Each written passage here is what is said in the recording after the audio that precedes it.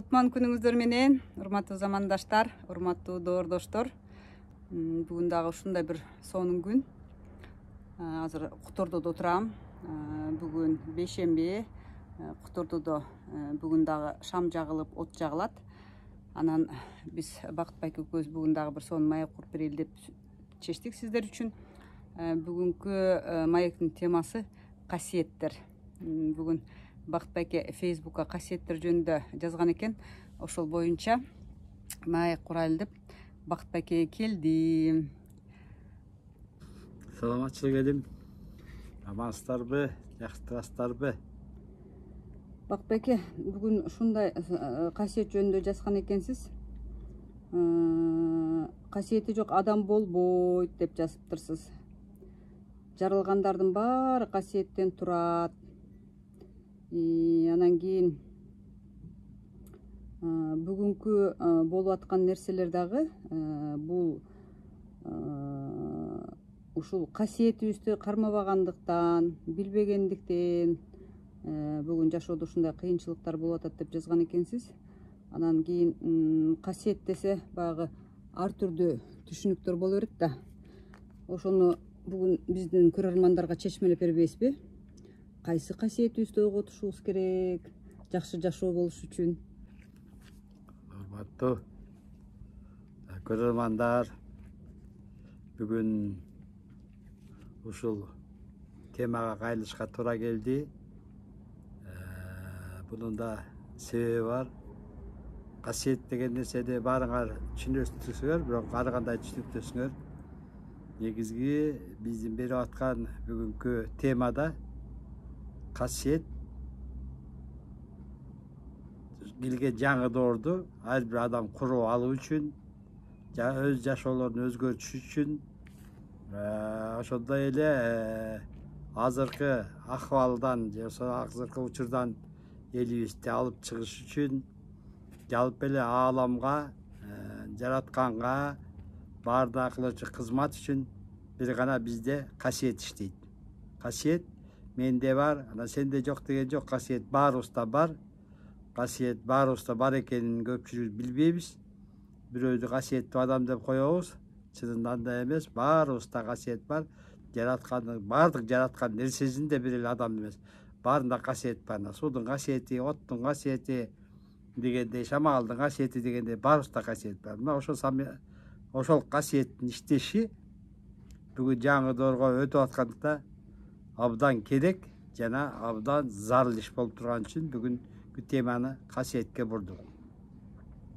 Эми бул касиет дегенди көбүбүз туура эмес түшүнүп алдык. Биз касиетти иштетпедик.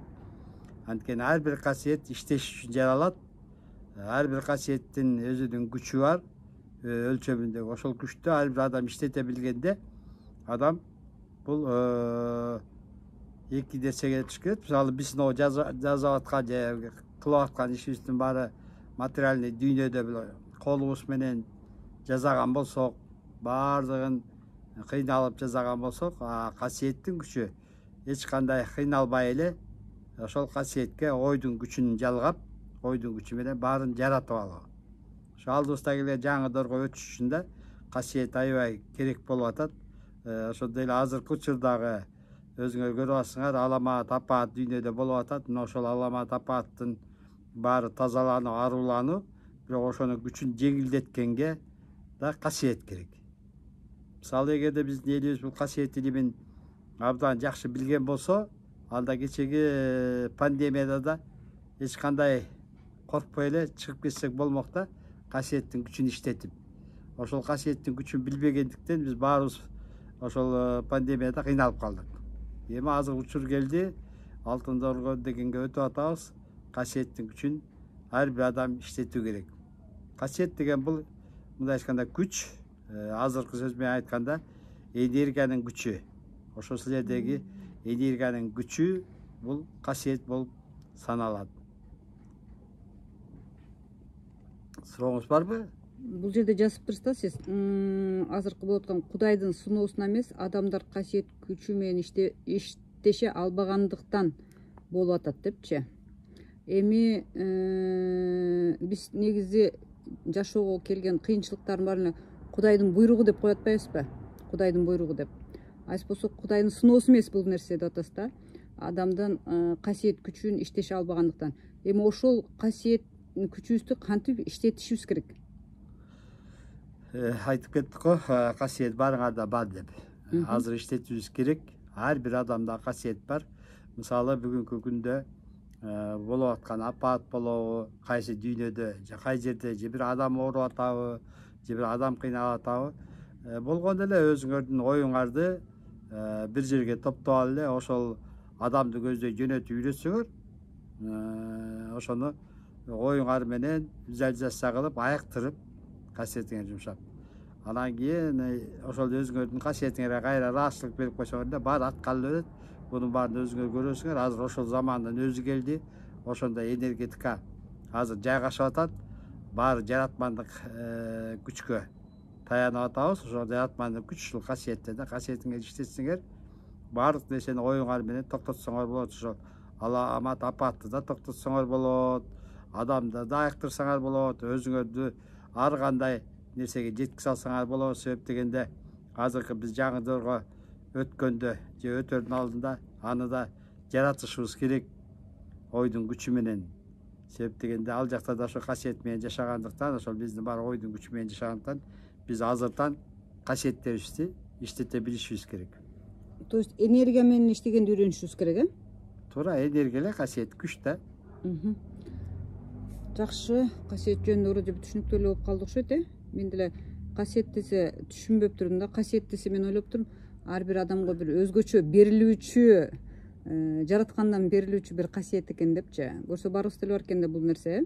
Бар эме, бар болгондо биз аны ар кандай тутунабыз да. Мисалы, ата тектердин келе аткан жөндөмдүүлүктөр же болбосо ген менен аркылуу берип аткан касиеттер бар да. Талант дейбиз аны, ар кандай нерселер. Булардын баары касиетке кирет да. Анан биз ошол касиеттерди гана карманып, элчи менде касиет жок деп өзүн иштете албай калып атат да. Себептен ар бир адамда касиет бар. Ар бир адам ал көздү көрөбү, көрбөйбү, өзү ушунчалык аруланган акпы же өзү карабы, баары ак ойго ой менен эле касиетин иштесе, ал иштей берет да. Бул кызматын адам кыла баштайт да. Бакытбек ака, карасаңыз, мен сетте иштейм, билесиз да. Ушул командамдагы адамдардын баары ийгиликке жетиш үчүн мен аларга кандай касиет жумшашым керек? Баары сен визуализацияңа болот да. То есть ошол командаңды кандай чогултасың, ошол менен иштешип аткан энергетиканы жаратып, анан ошол энергетиканы өзүңдүн көмүскө аң сезимге салыш керек да. Эгер көмүскө аң сезимге сала алсаң, ошол нерсенин баары реализовать этип өзүнчө иштей баштайт да. Бакытбек, карасаңыз, эми мен баягы көпчүлүк менен эл менен иштейм да. Анан мен аларды энергиямды жөнөтүп визуализация кылып атам. Ошол маалда ал адамдар өздөрүнүн касиетин башка жака жөнөтүп аткан болсо кандай болуп калат? Жок, баары сен иштете баштаганда эле ал энергия иштейт да. Кандай болсо да иштей баштайт да. Но ал жөнөтөбү, жөнөтпөйбү, баары сенин тегерегиңдеги ошол күч өзүнчө топтоло баштайт да. Ошол нерсеси баягы полеси чоңойгон сайын ошол нерсе боло берет да. Мисалы, бир үй бүлөдө 3 нерсе болуш керек да. Мисалы, үй бактылуу болуш үчүн же болсо ошол үйдөгү үй бүлөнүн максаты ишке ашыш үчүн, мисалы, бир үйдүн ичинде биримдик, бирдик, анан ынтымак деген нерсе бир болуш керек да. Эгерде ошол биримдик деген нерсе, бирдик деген нерсе ошол үйдөгүлөрдүн баары көз карашы бир болуш керек, жарата турган нерсечи. Мисалы, үйдө мындай кылабыз, мындай жашоо курабыз дегендей баарын көз карашы бир, ошол көз карашка болсо, бул бирдиктин жаралганы болот. Эми үй бүлөдө дайыма эле ошондой бирдик боло бербейт го? Жок, эми биз ошого көнүшүбүз керек да. Бизде баазы энергия менен иштей баштаганда ар бир адам түшүнүш керек да. Кандай болгондо ынтымак болот, кандай болгондо байлык келет, кандай келгенде ырыс конот, кандай болгондо бул биздин ойлордун баары аткарылат дегенчи. Эгер адам ушул маселени ар бир үй бүлөдө көтөргөн болсо, укмуштай нерсе болот да. Мисалы, жөн эле нерсе. Мисалы, үйгө мен мындай чоң бир плакатка же бир нерсеге мен дүйнөдө эң бактылуумуз биз дүйнөдө эң бактылуубуз деген эле жазуу дейилип койсо, анан ушундай эртең менен ар бир турган үйдөгү бала же үй бүлө ошол келип ошол сөздү кайталап 3 жолу кайталап койсо, ошол балдардын көбүсү аң сезимине бул как жана печатать этип жазылып калат да. Ал жазылып калгандан кийин алар баарыбыздын ички дүйнөбүз күчтүү да. Ички дүйнөбүздө мындай айтканда сыйкыр дүйнө бар да. Бүтүнөн аткарчы. Анан ошол неметип калган, жазылып калгандан кийин ал эмне болот? Аткарыла баштайт. Ага келип тигиси кошулат, бул кошулат, ошол үйдө чоң бакыттын нур кубаты орной баштайт да. Сон касиет жөнүндө сонун түшүнүп бериңиз. Бактыбек эке, мына жерде дагы бир биздин көрөрманыбыздан суроо түшүптүр да ютубтанчы. Бул жашоодо дейт, параллельно материалдык тараптан жана ички руханий духовность тарапта дейт да, тең алып кетиш керек дейт. Ошондо кандай болуп калат дейт? Биз материальный өнүгүү деген кандай бул дейт? Буга чейин эмчи адамзат кыйналып келди, себептен адам дагы ошол экөөсү материальный деп коелу, бирөөнү руханий дегенде, руханий жактан адамдар өсө албай калды да, өзүндөгү эле ошол азыркы эле сөз кылып аткан касиеттин күчтөрүн жаап алышты да.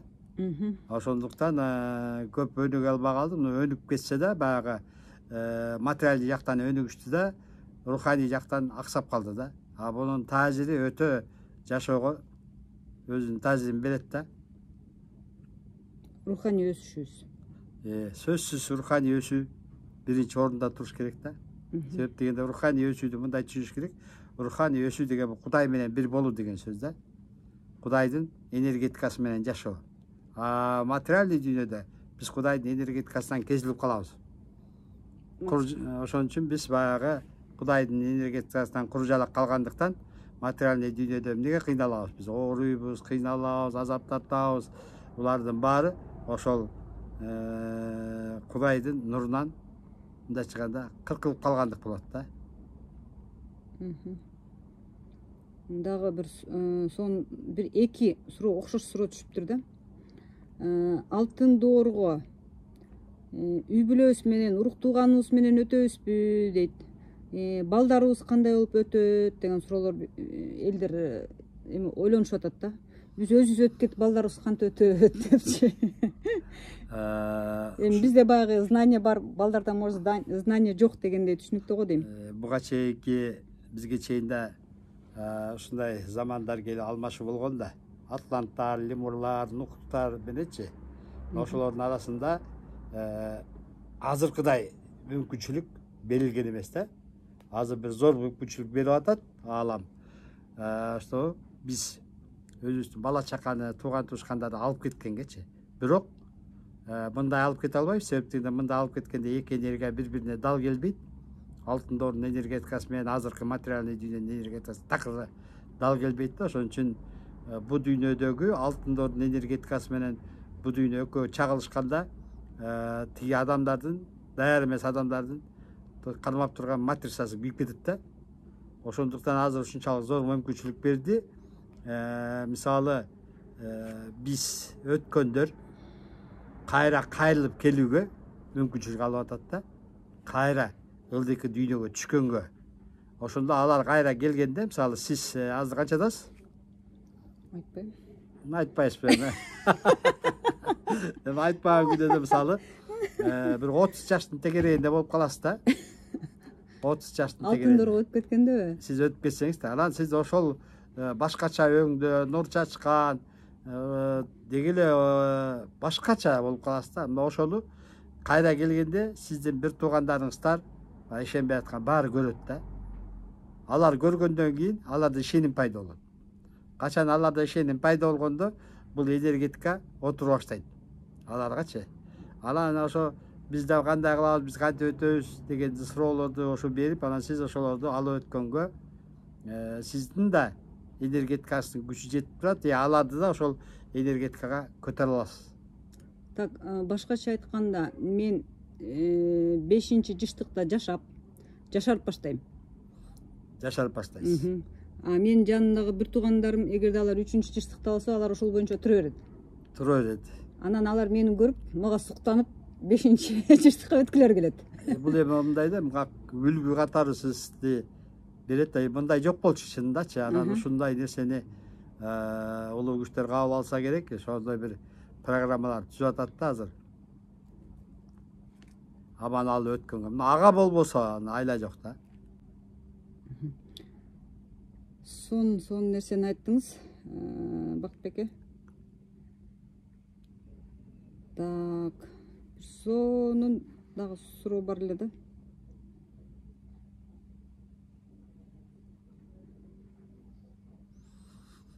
Ошо суроолорду да берсеңиздер, жакшы суроолорго жооп ала алсаңыздар, өзүңүздөрдүн жан дүйнөңөр жеңилдеп, аң сезимиңер бийиктей түшөт да.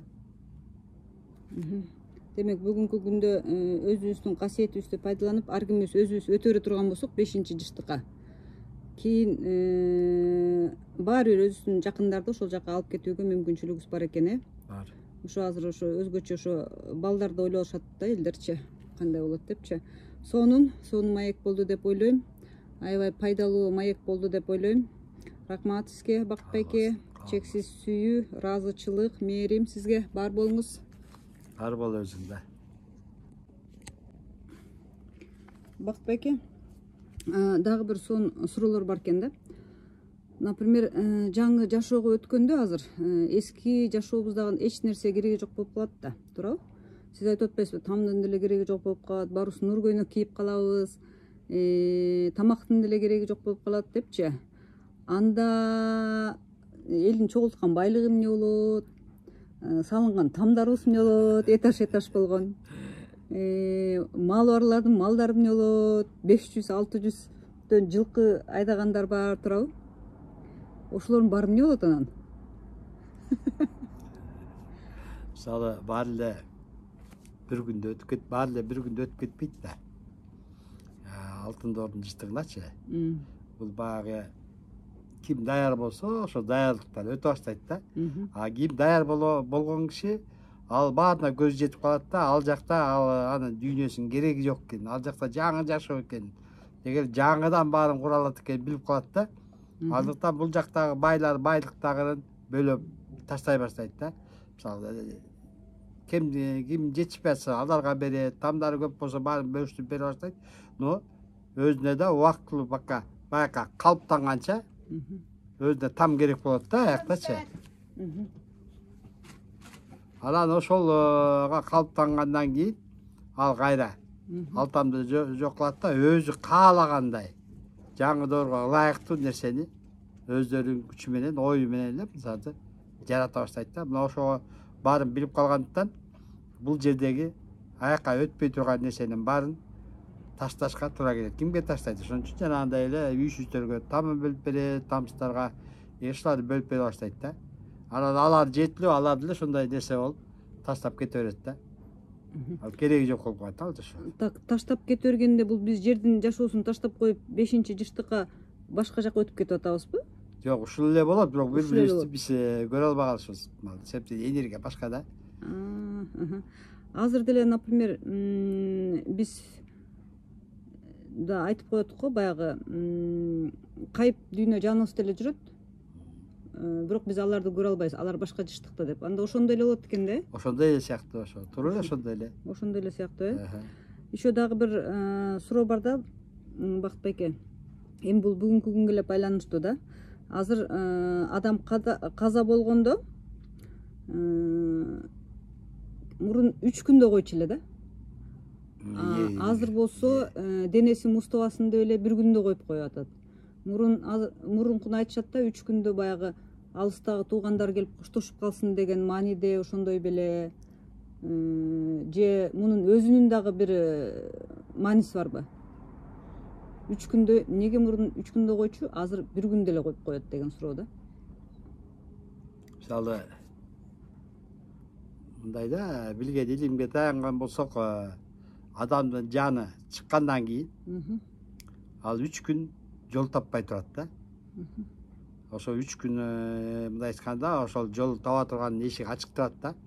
Ошондо ал бул жактан бул жакка өтүп, тиги дүйнөгө кайра келип, ушинтип турат, жолун тапканча. Буну жетелеп аткан ат арбактар болобу же периштелер болобу алар жетти ошо 3 күн ичинде мындай айтканда адам өзүнө ишене баштайт да башка дүйнөгө келгеничи өлгөнүнө ошо ага чейин адам буну билбейт да ошон үчүн 3 күн кармашат да ошондой маанинде деңиз 3 күн ошол адам билиш керек да өзүн андан кийин эшиктерди өзү билип калгандан кийин анан эле бул жак дүйнөгө пока эшик ачык болот да анан булар келип кетип тура берет баягы анткени адамдын айтат го 7 жаны бар деп мисалычы ошонун акыркы жаны жогорку жандар кеткен менен акыркы жаны баягы өлгөн жеринде калат да бир жолу пока ал билбейм ал ашында кетеби же кийин деле ал жерге келип кетип турабы анткени бир жолу барып куран окуганда же болбосо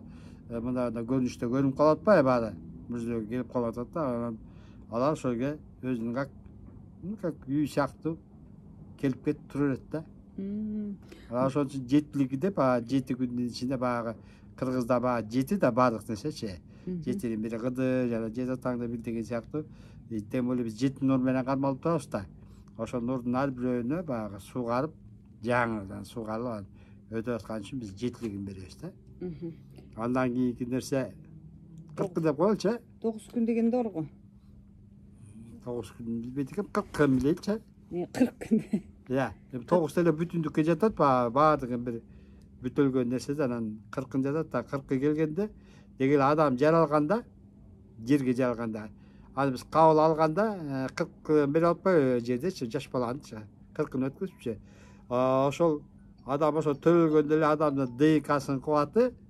тиги саманчы жолунда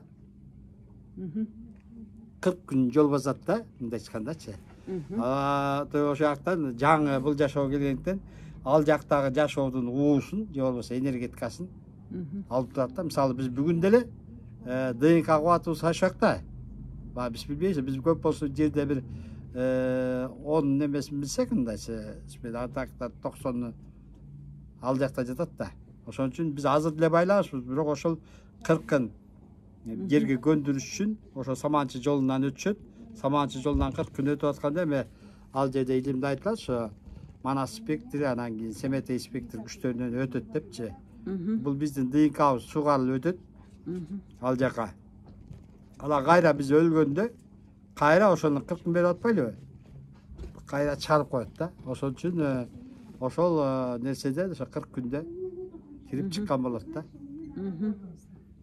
демек ушул цифралар жөн эмес экен да эчтеке жөн жок окшойт бир жылдык дегенчи бир жылдык жылдыгын өткөрүшөт го мисалы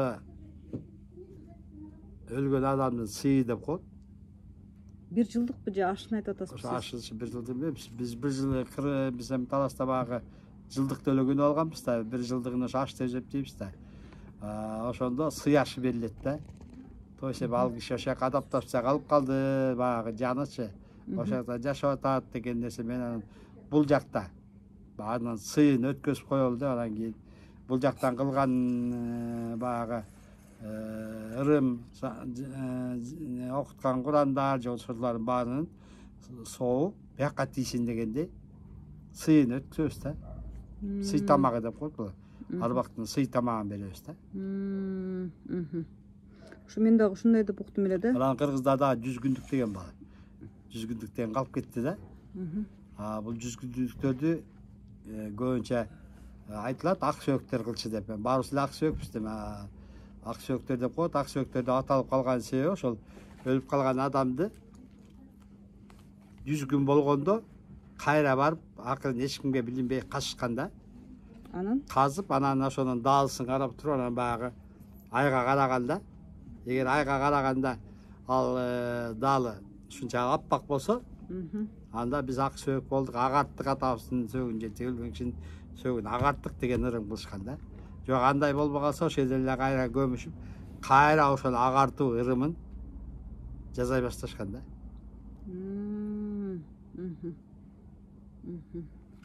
мен угушумча мен да ушундай деп уккам да жана адамдын 7 жаны бар анан ошо биринчи өлгөндө бир жаны кетет 7 күндө экинчи жаны кетет, ошонто турушуулар белгилейт депчи. Азыр болсо күн түн деп эсептеп туруп эле 20 күндө 40 күндүгүн белгилеп коюп атпайбы? Ошондо кандай болуп калды ал анда? Биз чын айтканда аламдын ошол биздеги сиңип калган аламдын закону дейбиз же ал бизде закон болуп калды да, салт деген сөз салынып берген жолдон калган сөз да. Мисалы ошол бизде каада салт деп атпайлыбы? Мисалы каада деген бул түркүк болсо аламга байланыш. Ошодон салынып берген жол, түшүп келген жол биздин жашоодо салтка айланып калган да. Биз ошол салттардын баарын бузгандай болуп атабыз да. Эмчи кыргызчылыкка кайткыла деген сөз акырында көп атат. Себеп дегенде ушул нерсени баары кыргызчылыкта так аткарылат да. Ушу кыргызчылык деп калдыңыз, Бакыт байке. Ушу вообще кыргызчылык деген сөз өзү эмне деге? Кыргызчылык деген сөз аябай тарап атат. Себеп дегенде кыргызчылык менен диндин бүгүн айырмасын элдер изденип атат. Бул дин деген эмне, анан кыргызчылык эмне депчи, анан биздин билишибизче кыргызчылык деген бул жан дүйнөнүн жашоосу да. Кыргыздардын жан дүйнөсүнүн жашоосу. Ток кыргыз адамзаттык эле бул эми биз өз канчанча которуп алабыз да, жалпы элечи. Бул жан дүйнөнүн жашоосу да. Ошон үчүн биз баягы акылга салбайсың, дайыма бирденкени бир ойлонуш кылбайсың да, качан биз ички дүйнөгө таянганда, ички акылга же ички туюмга таянып иш кылганда буну кыргызчылык деп айтат да. Дин болсо бул баягы окуп алган илим да. Окуп, жаттап, ошону айтасың да элгечи. Айырмасы ушунда болуп калганда, дин акылга салынган нерсе, кыргызчылык мындай айтканда жан дүйнөнүн илими да. Жан дүйнөнүн илими. Сону түшүнүп бердиңиз. Рахмат сизге, Бакыт байке. Анан баягы күнү сиз өзүңүздүн аяныңызда жазган экенсиз.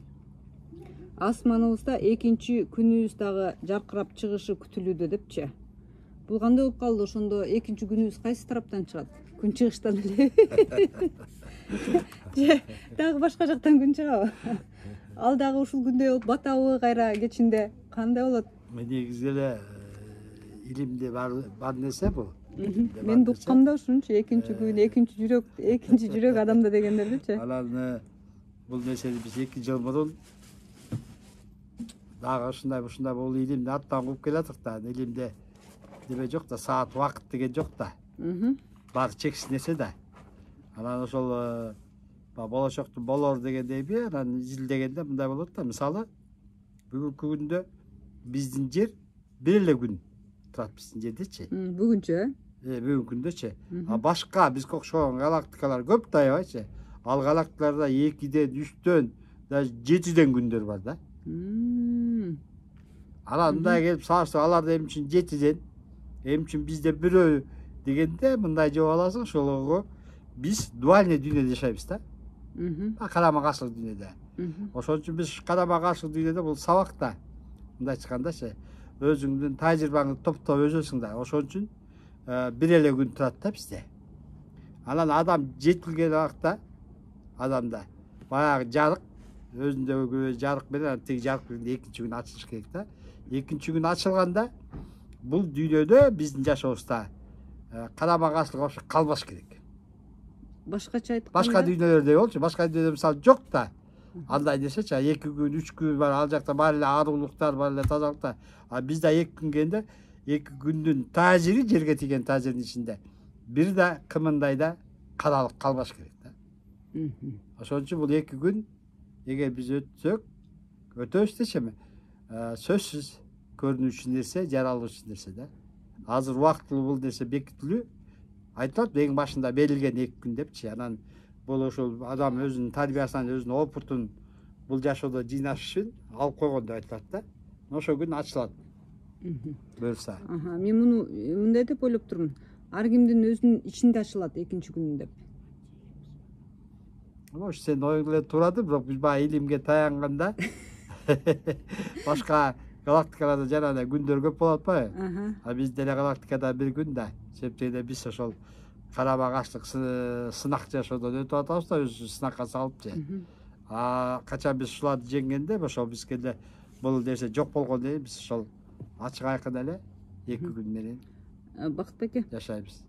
Бириле 2 күн эмес. Мне кажется, айлар да көп да. кандай жыр калды ушу.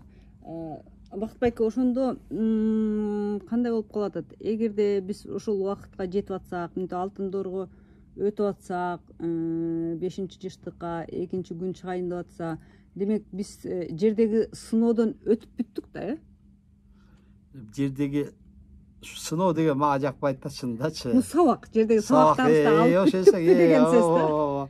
Мисалы ошол биз ар бир нерсе өсөт да, анан жетилиш керек да. Мисалы ошол адамзат ошол жерге жаралганына канча 26 000 жыл өттү деп ар кандай жылда да. Ошолорду базып отуруп, өсүп отуруп бүгүн биз жетилдик деген маани да. Жетилгенден кийин бүгүнкү биздин аң сезимибиз ошондой эле 2 күн бар экенин, анан 3 күн бар экенин, анан баарын билип биз кеңейип атпайбы, аң сезимдерин барчы. Биз ошол нерсени жаратып даже ошо энергетиканы бүт өтүп атабыз да. Эми бул чындыкка келген убакта эң улам өскөн сайын, улам илим алып өскөн сайын ушундай таң калыштуу нерселерге туш болосуң. Ошо акылың айраң таң болот да, себеп дегенде ушунчалык чексиздикти көрөсүң да, чексиздикти сезесиң да. Биз болгон бир гана нерседе өзүнчө эле бир чектелип алып эле ошодон чыга албай эле ошол чектен анан кыйналып атканыңды көрөсүң да, себеп дегенде да адам опыт, тажрыйба топтош керек экен жерден. Топтоп атабыз да. Ушундай сонун маалыматтарды айттыңыз. Бир гана өкүнүчтүү нерсеси ушуга жете албай жатканыбыз да. Баарыбыз ушул түшүнүккө жете албай жатканыбыз. Сонун, Кудай буйруса ал күн дагы келет, баарыбыз ошол жетише турган. Рахмат Бакыт байке, сонун маалыматтарды бердиңиз. Бул эми маалыматтарды угуп алып сиңиришибиз керек. Асманды карап жүрбөсөк болду эми күнгө кайсы жерде. Ошо жанагы башында экөөбүз сүйлөшүп кетпедикпи? Касиет жөнүндөчү. Бул ар бир адам өзүндө касиетти иштетиш керек да. Эгер биз касиетти иштетпесек, биз эч нерсени кыла албайбыз. Мисалы, бүгүнкү касиет эмне? Мисалы, эгер мурунку доорду алып көрсө, же болбосо бизге чейинки биз жаралганда убакта анда адамдар жомок жашоодо жашады, уктуң беле? Жомок жашашканда жайылдаса койсо жайылып калган. Жомокторду укканбыз да. Да, жомоктор. Ошол энергиялар болгон да. Бүгүн биз ошол энергиялар бизге кайрылып келди. Мисалычы, жоготуп алдык деп койсок, же болбосо уктатып алдык алардын баарын деп койсок болот. Бүгүн биз ойгото албай атабыз да. Ойгоном деп келсе да ойгото албай атат. Эгер адамдар муну ойгото баштаса, адамдардын жашоосу укмуштай бир өсөт, укмуштай жеңилдейт. Эногу кайгы, капа деген карама каршылыктардын баарынан адам чыгып кетет. Кудай буйруса, сонун келечек. Рахмат Бакыт байке, маалыматтарыңызга бар болуңуз. Сизге чексиз мээрим, сүйүү, ыраазычылык. Рахмат. Сиздерге да өсө бериңиздер.